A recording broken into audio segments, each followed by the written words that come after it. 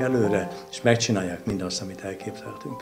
Belt and Road kezdeményezés nagyon fontos pillére a gazdasági együttműködés. Nagyon sok lehetőséget látok. Ennek a térségnek az összekapcsolása, ezeknek a területeknek a beintegrálása a kereskedelmi hálózatokba, a kereskedelmi kapcsolatrendszerben, ez egy nagyon értékes dolog.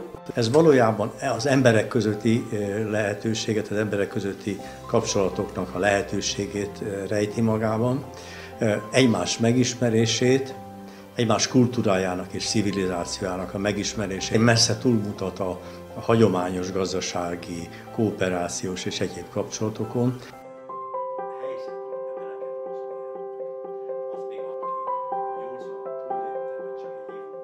Látjuk, hogy helyi konfliktusokkal tele van a világ, és ez borzasztó rossz mindenkinek.